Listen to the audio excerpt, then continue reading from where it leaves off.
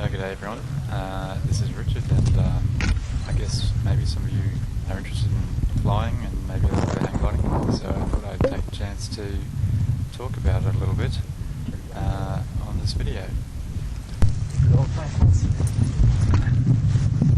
All good? Good for gardening? Yeah.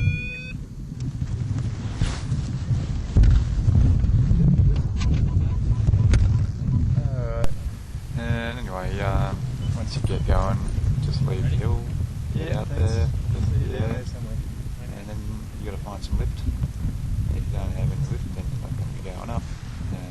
So here you can see probably that once I got in the air, I was not turning right, so that means basically I'm still looking for lift if I'm not turning. Get out, you can probably tell I'm getting low. Obviously the lower you get, the harder it gets, and at some stage you got to call it and head out towards where the landing field is. You might still get some lift on the way, but what you really want to do is launch straight into a nice thermal that's coming up the hill, and when you can do that, it's all good, but otherwise you just have to struggle for a bit and just keep weighing up whether or not the thermal's going to kick off and whether you're climbing, and just keep an eye on the trees, keep turning, keep looking for it.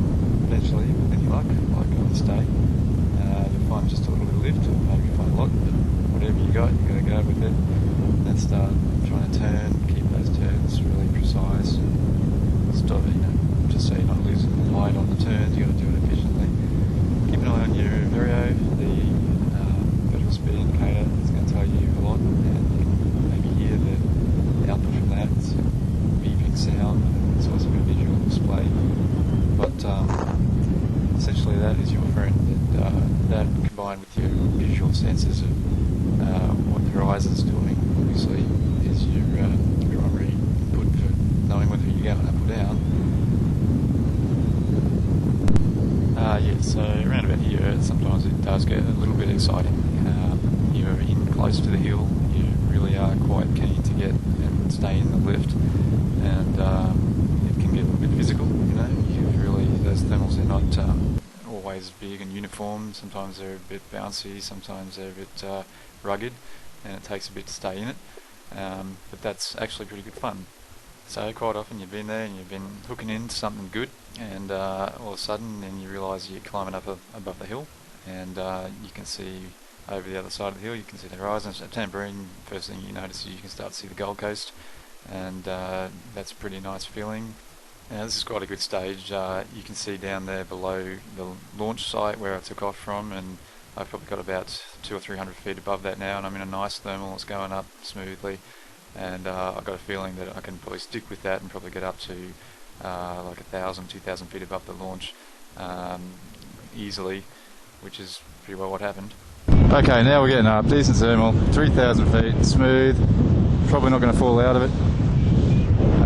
Okay. Averaging about 300 feet a minute now. So I'll take a moment and say hello to everyone. Hello to all the guys at uni. Oh, now I've lost the thermal again. That's always the way. So I'll put the mic away, find a thermal. So here we are, basically at the top of that thermal, or at least as far as I wanted to drift with it. So I've got to turn around, head out the front again, and assess the situation. Where am I going to look for the next bit of lift? I want to move on the course line, head a bit to the northwest. So I head out there and see whether I can find some more lift. Often there is, and in this case there was.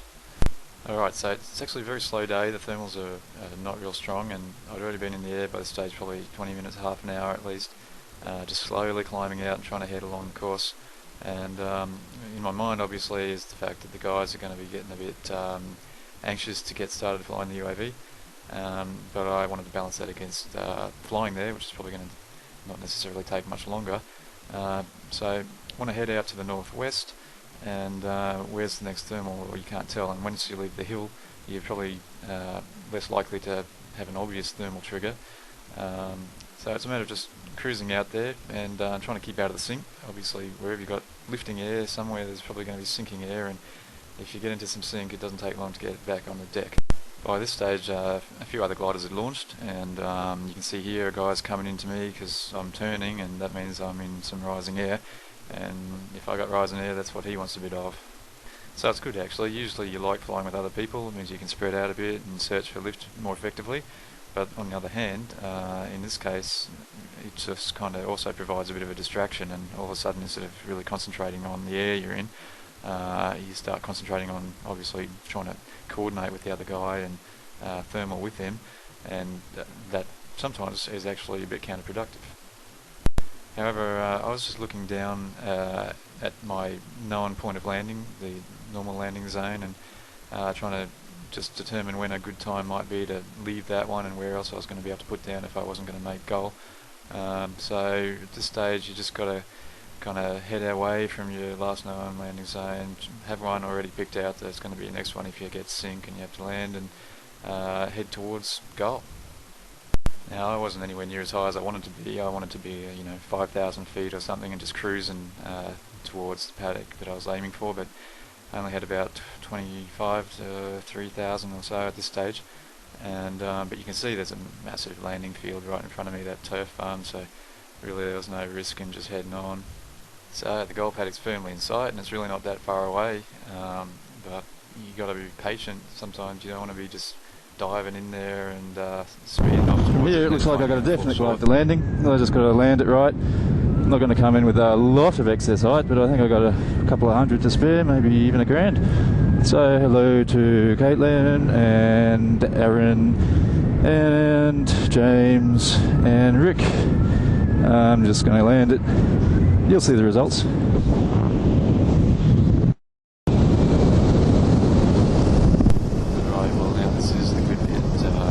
Goal, plenty of height to spare, come in with each speed, maybe do a couple of little wing overs or whatever. Always a big risk, you don't want to be going crazy when you're coming in and doing anything stupid, crash, especially with your friends down there on the ground. Well, the last thing you want to do, but you still want to have a little bit of fun, drive around a little bit. Also, you got to remember to do all the right things. You got to scan the paddock for obstructions, you got to remember where the wind's coming from, slope here, set up your approach and plan it a little bit. It's been and in this case I could see that everyone was in the tent and they didn't even know I was coming, so what I did was just notice my shadow on the ground, and it was a nice sunny day at that time. The shadow was nice prominent, so I just lined up the shadow to fly into the tent.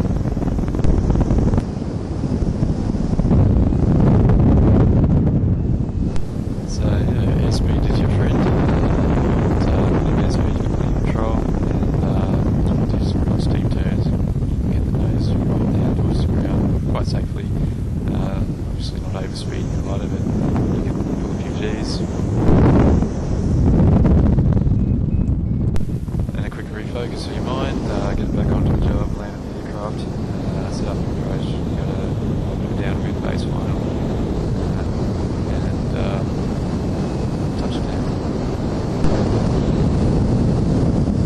okay, so here again I've just got to balance a few things. I want to land it reasonably close to where the people are and where the shade is and everything like that, not carry the bike too far. I also don't want to overshoot and hit anyone, so I'm just about to trying to balance that, a few adjustments to turns here and there. In this case, of course, I would have had it right, but I decided just to diverge a little bit just to make sure I wasn't going to overshoot, and sure enough, end up, well,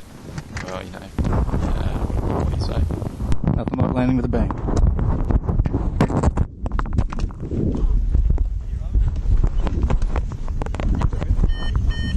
One of my normal fucking noses. That's awesome. Yeah. That's it. Saves you time. Yeah. Does Aaron know? No, you might want to give him a call. Oh. He doesn't have his phone. Yeah, he does. We were sitting there, and this big shadow came, and we're like, fuck, that was a big shadow, and he just...